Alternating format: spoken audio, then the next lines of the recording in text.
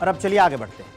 दिल्ली विधानसभा चुनाव के बीच आम आदमी पार्टी ने अपने राष्ट्रीय संयोजक अरविंद केजरीवाल पर अनब्रेकेबल नाम की डॉक्यूमेंट्री बनाई है, लेकिन इसकी स्क्रीनिंग से पहले ही इसे रोक दिया पुलिस ने। चुनावी माहौल में इस फैसले को लेकर चर्चा हो रही है।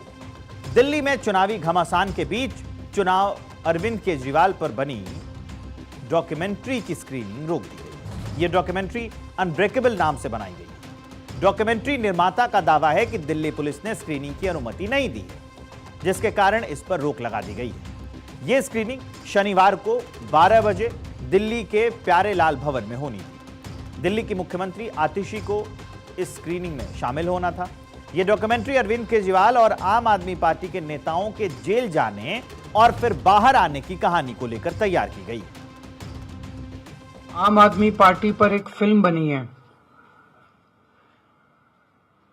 इस फिल्म को आज ये पत्रकारों को देखनी थी। उनके लिए एक स्पेशल स्क्रीनिंग रखी गई थी इस फिल्म की। आज सुबह ही पुलिस ने वहां पहुंच के उसकी स्क्रीनिंग रुकवा दी और कहा कि ये स्क्रीनिंग नहीं की जा सकती। किसी भी कानून में ये प्राइवेट स्क्रीनिंग थी, ये कोई पब्लिक स्क्रीनिंग नहीं थी। किसी भी कानून के तहत ये अलाउड नहीं है कि पुलिस इस तरह से कोई फिल्म की स्क्रीन। ये कोई इलेक्शन का कैंपेन नहीं था, वहाँ कोई इलेक्शन का झंडा नहीं था, वहाँ कोई इलेक्शन की स्पीच नहीं थी, वहाँ कोई इलेक्शन के किसी पार्टी के लिए वोट नहीं था, इलेक्शन का प्रचार नहीं था, किसी पार्टी के लिए वोट नहीं मांगा जा रहा था, किसी पार्टी के खिलाफ नहीं बोला जा रहा था। एक प्राइवेट स्क्रीनिंग थी फिल्म की।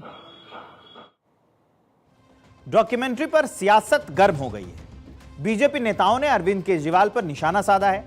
वीरेंद्र सचदेवा ने कहा, जो वो स्क्रीनिंग दिखाना चाहते हैं, जब जांच एजेंसी आपके सामने तथ्य रखती है, तब उस स्क्रीनिंग का क्या हुआ? कोर्ट में दिखाते, हमारे कहने से रुकना होता तो जमानत ही नहीं होती। यह विषय तो न्यायालय का है, हम और आप क्या करेंगे?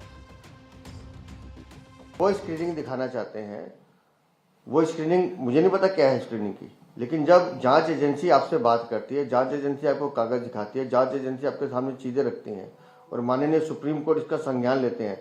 माननीय हाई कोर्ट खुद कहता है अप्रैल के महीने में कि इस पूरे शराब नीति में घोटाला है, उसके सूत्रधार अरविंद केजरीवाल है, तो तब उस स्क्रीनिंग को क्या हुआ था?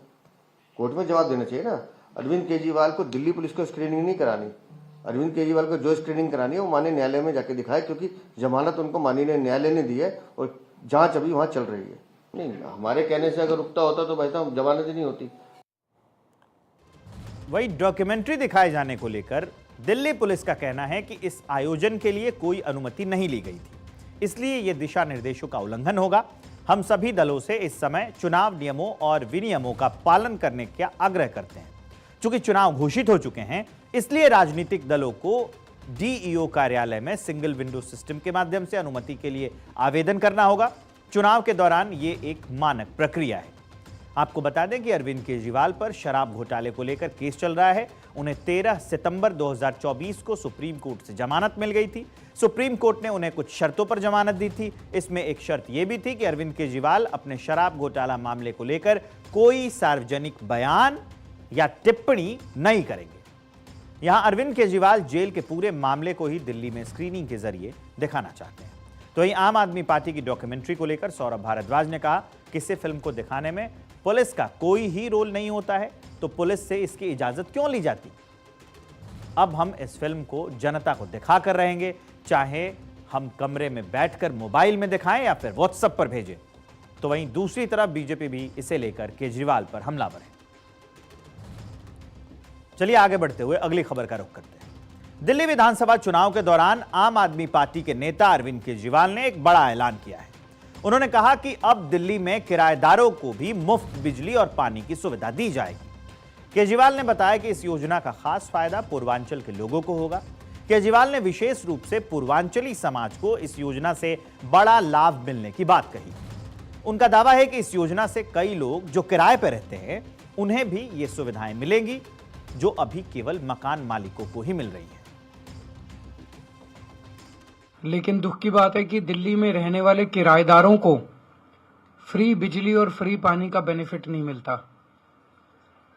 उसके अलग अलग कारण अलग अलग जगह हो सकते हैं, लेकिन जो भी कारण हो, किराएदार भी दिल्ली के रहने वाले हैं, उनको भी फ्री बिजली और फ्री पानी का बेनिफिट मिलना चाहिए। मैं जहां भी जाता हूं तो किराएदार मेरे को घेर लेते हैं, कहते हैं जी आपके अच्छे स्कूल हैं, उसका बेनिफिट हमें मिल रहा है, मोहल्ला क्लिनिक का मिल रहा है, अस्पतालों का मिल रहा है, फ्री बस सेवा का मिल रहा है, फ्री तीर्थ यात्रा का मिल रहा है, लेकिन आपके फ्री बिजली और पानी का बेनिफिट हमें नहीं मिल रहा। तो मैं आज ये ऐलान करना चाहता हूं कि चुनाव के बाद, हमारी सरकार बनने के बाद, हम ऐसी योजना लेके आएंगे और ऐसा वो बनाएंगे, सिस्टम बनाएंगे जिससे किराएदारों को भी फ्री बिजली और फ्री पानी का बेनिफिट मिलना चालू हो। और अब चलिए